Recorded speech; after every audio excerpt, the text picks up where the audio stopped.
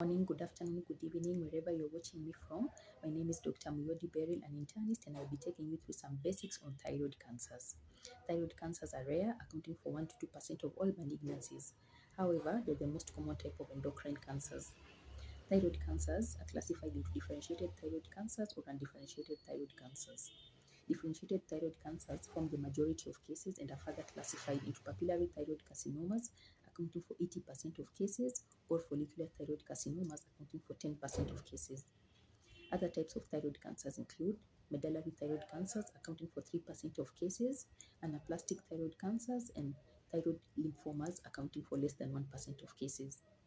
Who is at risk of thyroid cancers?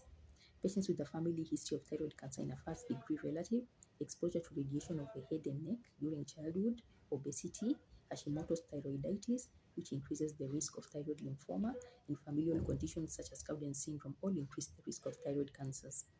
How do patients with thyroid cancers present? Patients with thyroid cancers present with thyroid nodules. The nodules can be palpable or non-palpable. Some are discovered incidentally during thyroid imaging in an otherwise asymptomatic patient in early stages. Large nodules, more than 4 centimeters in size, are associated with compressive symptoms such as dysphagia, stridor, or voice changes. These patients need urgent referral and evaluation. Which investigations need to be done? Thyroid hormone profile should be done. Most malignant cases are associated with euthyroidism, meaning the thyroid hormone profile is normal. A thyroid ultrasound should also be done.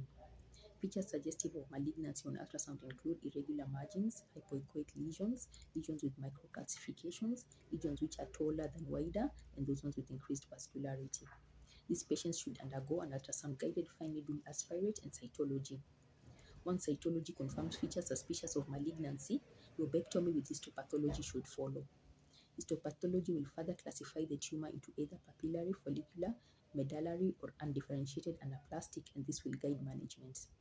How are these tumors managed? Thyroid tumors should be managed with a multidisciplinary team. Management is individualized. Risk stratification should be done before initiation of therapy.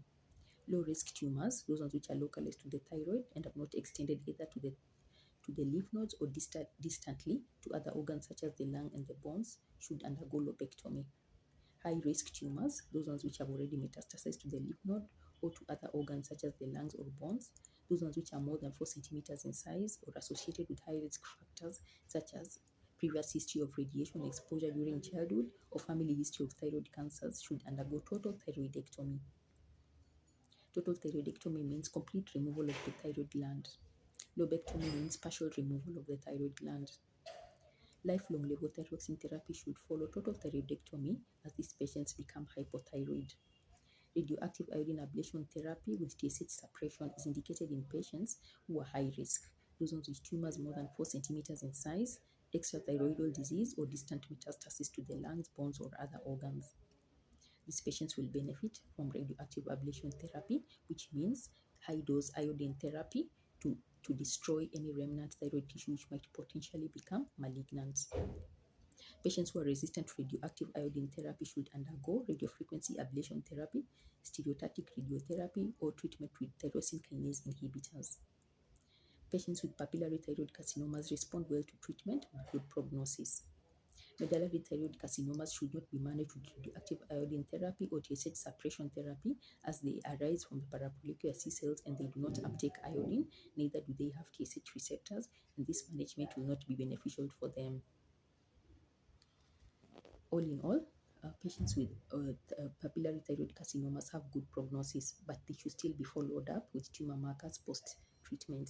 Thyroglobulin and thyroglobulin antibodies are the tumor markers of choice for differentiated thyroid carcinomas. Calcitonin is the tumor marker of choice for medullary thyroid carcinoma. I hope you have learned a lot from this video. I hope I've benefited you and added knowledge, and also encouraged patients who are on follow-up for thyroid malignancies. What is key is clinicians identifying these patients early, proper evaluation, timely referral, and adequate management for these patients for good outcomes, because most of them respond well to treatment and most of them do well. So proper diagnosis is key and proper referral. Thank you.